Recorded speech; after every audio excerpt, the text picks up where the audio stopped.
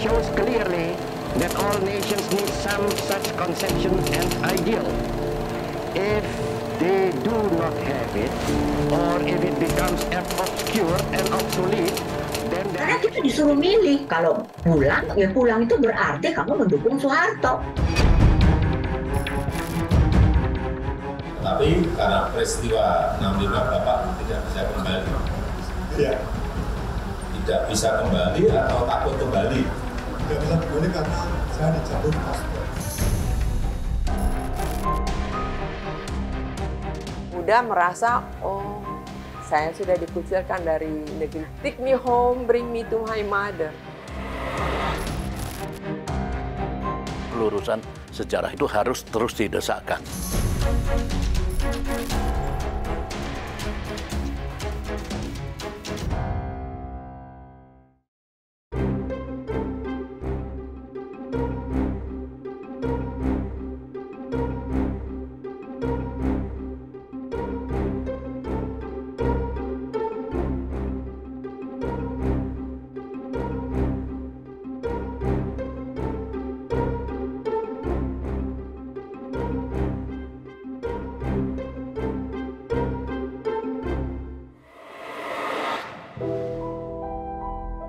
Bagi mahasiswa yang menandatangani, mereka diizinkan pulang ke Indonesia.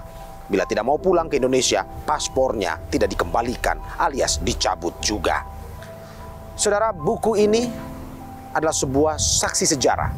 Kisah dari eksil yang diasingkan di negeri orang lain. Bagaimana hingga saat ini pemerintah melalui Presiden Joko Widodo sudah menyesalkan kejadian pada tahun 1965 yang menimpa para eksil dengan mengatakan itu adalah pelanggaran HAM berat. Namun hingga saat ini, para eksil masih terus bersuara. Lantas benarkah pemerintah sampai saat ini belum serius menangani para eksil atau kejadian yang menimpa para eksil ini? Dan juga apakah betul para eksil ini masih belum diberikan hak-hak yang sesuai dengan permintaan mereka? Saudara, saksikan liputannya di program Berkas Kompas episode kali ini. Maka ikatan dinas harus bekerja untuk negara selama 3 tahun. Tapi karena peristiwa 65 Bapak tidak bisa kembali. Iya. Tidak bisa kembali atau takut kembali? Tidak bisa kembali karena saya dicabut paspor. Saya tidak berusaha screening poin bahwa harus menutup sembilan saya dan akhirnya dalam seminggu sesudahnya saya menerima surat pemberitahuan bahwa paspor saya sudah tutup dan saya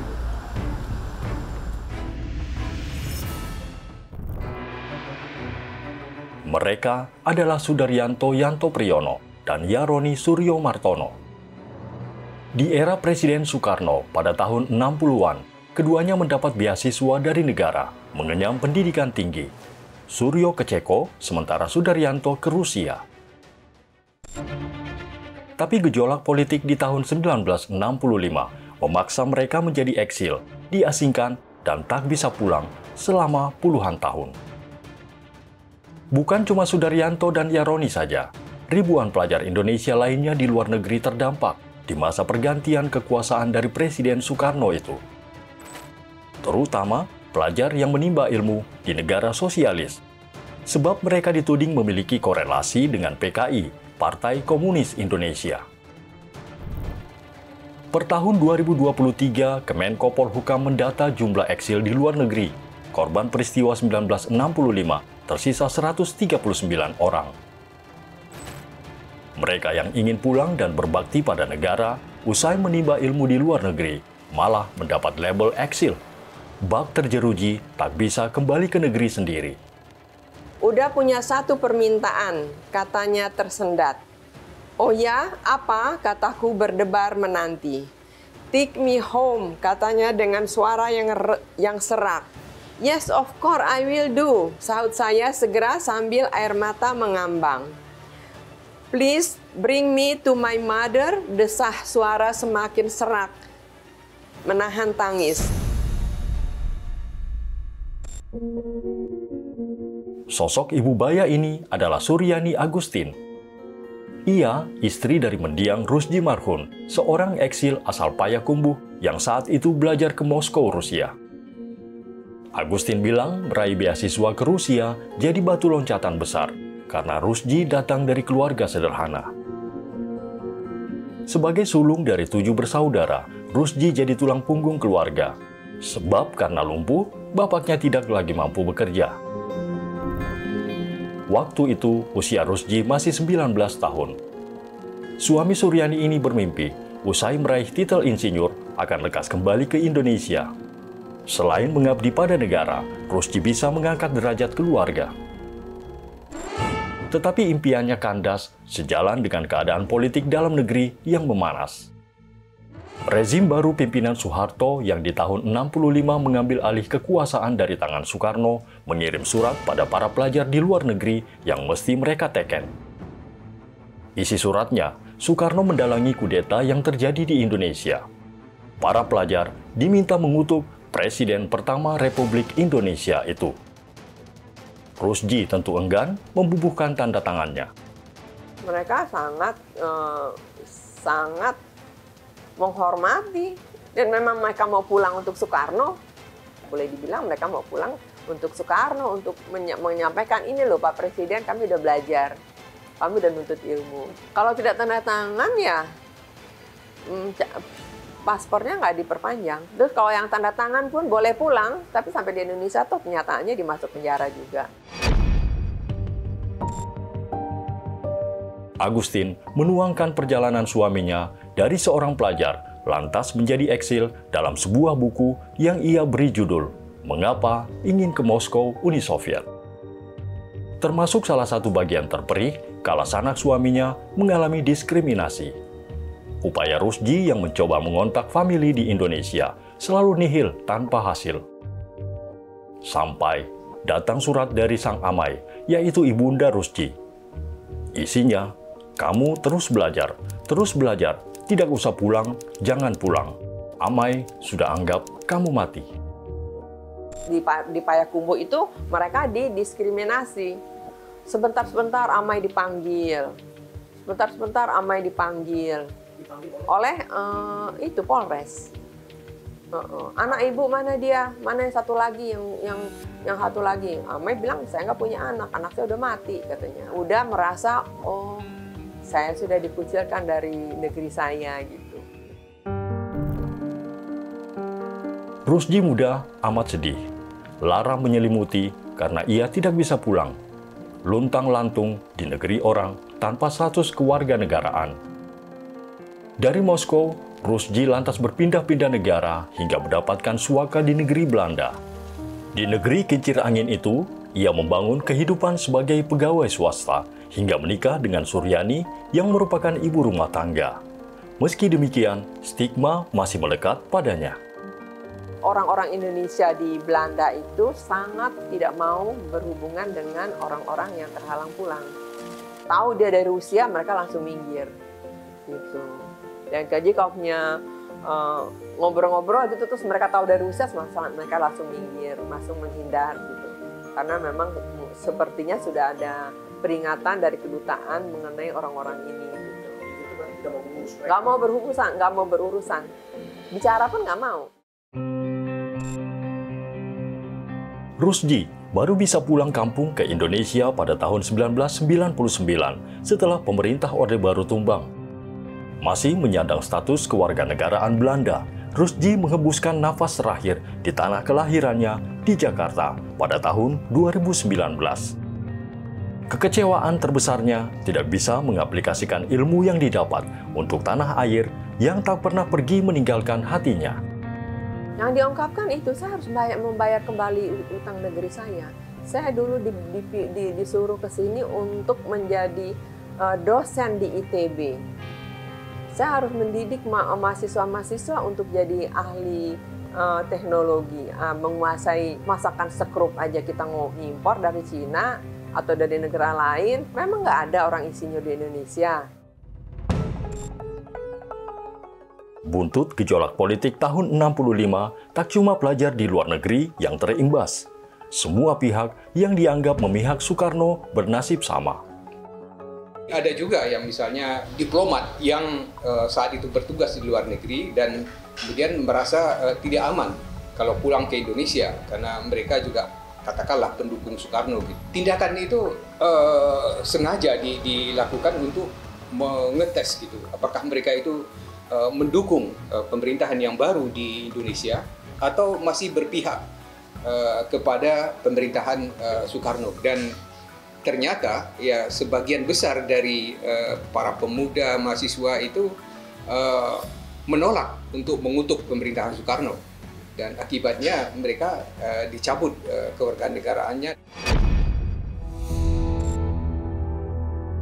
Pada tahun 2021, Sochen Mersing dari School of Oriental and African Studies University of London mengklaim peristiwa politik tahun 65 menghapus satu generasi intelektual bangsa. Lebih dari 5 dekade berlalu, apa sesungguhnya harap mereka pada negara?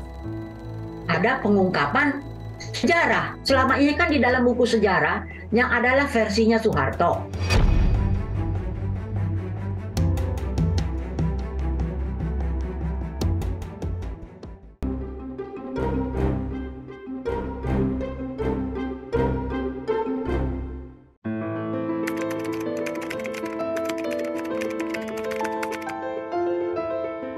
Soekarno menyadari betul peran pemuda-pemudi bagi keberlangsungan sebuah bangsa.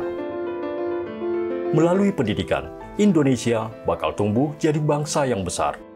Karenanya, Soekarno yang bergelar sarjana teknik sipil dari kampus teknik besutan pemerintah kolonial Belanda mengirim pemuda-pemudi untuk belajar hingga ke negeri seberang. Makna kata merdeka buat Ibu? Kalau saya merdeka dari perspektif saya, yaitu merdeka dari penghisapan dan penindasan. Itu merdeka. Kata Indonesia? Kata Indonesia, ya itu negeri saya, tanah air saya. Gitu. Tatiana Lukman tak pernah membayangkan bakal menghabiskan lebih dari separuh napas hidupnya terasingkan dari negeri sendiri. Hingga saat ini, Tatiana masih mencari jawab dari tanya, mengapa ia dimusuhi negara dan tak boleh pulang ke tanah airnya. Ia masih berusia 17 kala dibiayai negara terbang ke Tiongkok untuk belajar ilmu pertanian. Senasib dengan para pelajar lain, Tatiana turut jadi korban politik dari panasnya situasi di tahun 65. Paspornya dicabut karena enggan mengecam Soekarno. Karena kita tidak setuju dengan kudetanya Soeharto. Ya kita nggak mau pulang dong. Oh kita pulang ya ditangkap dong. Karena kita disuruh milih. Ya kalau pulang, ya pulang itu berarti kamu mendukung Soeharto. Pergi saya dari itu, tahun 65, tak terpikir bahwa puluhan tahun kemudian baru bisa kembali lagi. Nggak. Karena saya tinggalkan Indonesia tuh waktu itu dalam keadaan damai. Bertahun-tahun ia hidup stateless, alias tak punya kewarganegaraan. Tahun 70, Tatiana terbang ke Kuba untuk melanjutkan studi dan bekerja di sana selama 12 tahun. Setelahnya, ia ke Belanda mencari suaka. Tak ada komunikasi dengan keluarga yang begitu ia kangeni di Indonesia. Hampir, Tatiana berpikir jika keluarganya sudah mati karena kisruh politik. Sampai tahun 80-an gitu, Mbak. 80-an, Mbak. Saya eksaknya saya lupa kapan adik saya menemukan saya itu. Hampir 20-an lah, 20 tahun. Kalau adik saya nggak kawin nggak nikah sama orang bule, kita nggak tahu. Saya juga nggak tahu apakah bisa ketemu, nggak tahu. Karena kan keluarga saya kan termasuk keluarga yang di ini juga. Yang diancam-ancam juga. Bagaimana bisa keluar? Nyari nafkah. Adik-adik saya semua sekolahnya pun nggak bisa sekolah. Semua nggak bisa sekolah, putus semua sekolah. Maka Wakil Presiden Republik Indonesia, Profesor Dr. Insinyur B.J. Habibie, yang akan melanjutkan sisa waktu jabatan Presiden Mandataris MPR 1998-2003. Tumbangnya Orde Baru setelah 32 tahun berkuasa membuat Tatiana lega. ia baru bisa kembali menginjakan kaki di Indonesia di tahun 1999. Perempuan berusia 80 tahun ini bilang, cuma Gus Dur, satu-satunya presiden Indonesia yang berani meminta maaf. Ada kemajuan karena sudah mengakui, paling tidak hanya mengakui bahwa pelanggaran HAM ada. Tapi, ya, kemajuan itu dikerdilkan karena tidak mau menyebut siapa yang melakukan pelanggaran itu. Masa kayak orang mencuri, tapi siapa yang mencuri? Ya itu kan aneh, nggak logis. Tatiana amat ingin negara mau meluruskan sejarah agar para eksil tak lagi mendapat stigma. Ada pengungkapan sejarah, paling tidak versi sejarah dimasukkan segala macam versi, jangan hanya versi tunggal. Selama ini kan di dalam buku sejarah yang adalah versinya Soeharto.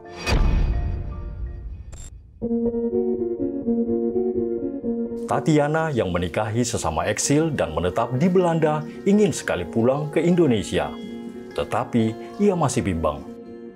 Saya nggak punya rumah, saya nggak punya penghasilan. Nah, siapa yang memberi saya penghasilan kalau saya tinggal di Indonesia? Jokowi hanya tinggal setahun lagi. Apakah kalau umpamanya Jokowi umpamanya mau dia memberi kita tunjangan apa segala, apakah itu akan terus sampai nanti kalau pemerintahan berubah? Nah, apakah mereka tidak berubah lagi politiknya? Di luar negeri, eksil terpaksa tak mengontak keluarganya. Sebab tak hanya stigma, para eksil juga dilanda ketakutan. Misalnya seorang kisah dari seorang eksil juga, yaitu Francisca Vanggide. Ini seorang tokoh yang perempuan yang luar biasa. Tahun 1985 itu ke Belanda, minta suaka ke Belanda dan diterima di sana 20 tahun kemudian. Jadi tahun 85, 20 tahun kemudian, tahun 85, dan di Belanda lah dia baru berani menelpon anak-anaknya bahwa dia masih hidup. Di bawah era Presiden Jokowi, negara memang mengakui terjadi pelanggaran HAM berat dan menyodorkan penuntasan secara no-yudisial. Di PD Aceh, ketika temu langsung dengan para korban pelanggaran HAM berat, Presiden Jokowi menawarkan rekonsiliasi, tak terkecuali bagi para eksil yang tersisa. Jika ingin kembali, jadi ini, ya, saya gembira dan kita semua saya gembira. Untuk menunjukkan bahwa memang negara ini melindungi warganya. Arianto, Pak Suryo, terima kasih. Silakan dimana. Keseriusan negara juga coba dibuktikan kala Menko Polhukam Mahfud MD dan Menkumham Yasona Lawli terbang ke Amsterdam, Belanda menemui para eksil 28 Agustus 2023 lalu. Anda adalah warga negara, Anda adalah pecinta negara dan kesatuan Republik Indonesia, dan Anda tidak pernah bersalah kepada negara ini. Akan tetapi, cukupkah itu memberi rasa adil bagi para eksil atas segala apa yang sudah mereka lalui puluhan tahun silam? Sebab bagaimanapun, para eksil ialah anak-anak bangsa yang terjebak dalam pusaran konflik kepentingan politik. Pelurusan sejarah itu harus terus didesakkan.